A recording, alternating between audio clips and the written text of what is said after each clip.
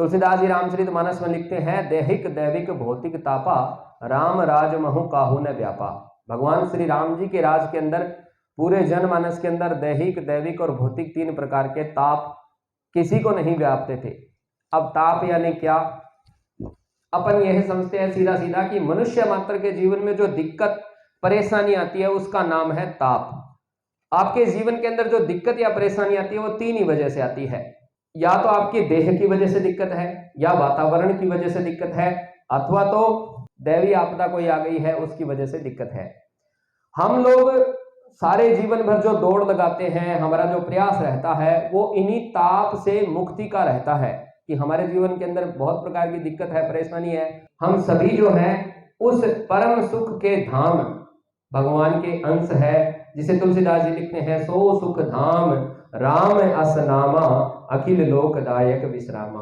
वह सुखों का धाम है, राम जिसका नाम है, तो हम उसके अंशी है।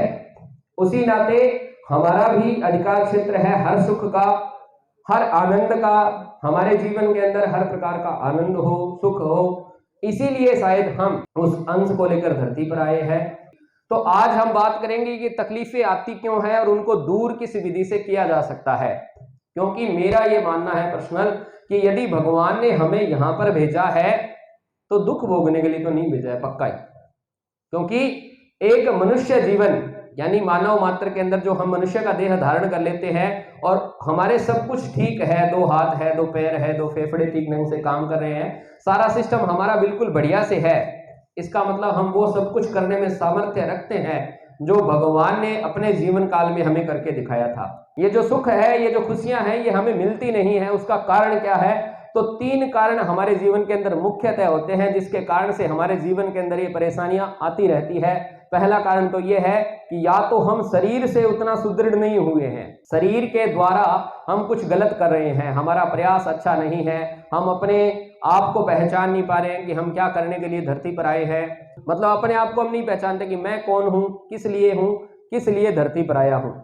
इसको भगवान श्री कृष्ण गीता में कहते हैं अधियातम, यानी अपने आपे का अध्ययन करना। तो या तो आप अपने आपे के विपरीत जा रहे हो इसलिए दुखी हो, या फिर अधिभूतम यानी कि जो पंचभूत है, यानी कि जो वातावरण है उसकी वजह से कहीं ना कहीं पे कोई दिक्कत आ रही है, या फिर अधिदेवम कोई दैवी आपदा आ गई है जिसकी वजह से दिक्कत हो। जैसे अभी कोरोना काल चल रहा है, जैसे कहीं पे पहाड़ खिसक जाए, कहीं पर भूकंप आ जाए, तो ये कुछ ऐसी आपदाएं हैं जिनका आप और हम कुछ कर नहीं पाते। लेकिन 3 ही प्रकार के ये दुख हैं जिनसे निजात प्राप्त करने के लिए हमारे ऋषि मुनियों ने अनेक प्रकार के शास्त्र हमें प्रदान किए हैं। आज हम उन्हीं शास्त्रों के आधार पर इन पीड़ाओं से मुक्ति का क्या मार्ग हो सकता है, सीधा सरलतम मार्ग क्या है, उस पर हम चर्चा करने वाले हैं। पहला जो अधियात्म जिसे हम कहते हैं अपने आपे का अध्ययन, उसमें हमें यह जान पाएंगे कि भगवान श्री कृष्ण ने हमें सुखी रहने के लिए कौन सा मार्ग बताया है, कौन से रास्ते पे चल करके हम हमारे जीवन के अंदर अपने परम को पा सकते हैं। वह श्रीमद् भगवद गीता के आधार पे हम चर्चा करेंगे। किस प्रकार से हम अपने वातावरण को सेट कर सकते हैं वह हम वास्तु के आधार पर देखेंगे, और किस प्रकार से दैवी जो चीजें हैं आने वाले समय में क्या घटित होने वाली है उसको हम किस प्रकार से अपने लिए यूटिलाइजेशन कर सकते हैं वह हम ज्योतिष के आधार पर सीखेंगे। 3 मुख्य कारण हैं हमारे जीवन के अंदर, इन तीनों में से जिसमें गड़बड़ है यदि उसको हम ठीक नहीं करेंगे तब तक हम ठीक हो नहीं सकते हैं। जब तक हम अपने आप को नहीं देख पाएंगे कि हम हैं क्या, हमारी प्रकृति क्या है, हम धरती पर क्या करने के लिए आए हैं, तब तक हम अपने उस लक्ष्य को नहीं डिफाइन कर पाएंगे जिसके लिए हम धरती पर आए हैं। प्रत्येक आत्मा धरती पर आई है, उसका एक मिशन है, वह कुछ ना कुछ करने के लिए आती है। हर व्यक्ति शून्य से शिखर पर चढ़ना चाहता है, हर व्यक्ति विराट होना चाहता है, हर व्यक्ति बड़ा होना चाहता है। क्यों? क्योंकि हम हमारे जो अंदर जो अंश है उसकी सुन रहे हैं कहीं ना कहीं पर, और वो अंश है परमपिता परमात्मा का।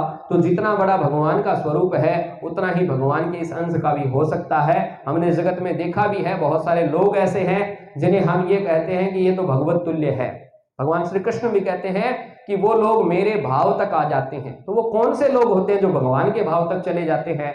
वो वही लोग हैं जिन्होंने अपने जीवन का लक्ष्य पहचाना, अपनी प्रकृति को पहचाना, और उसी के अनुरूप जो लोग काम करने लग गए।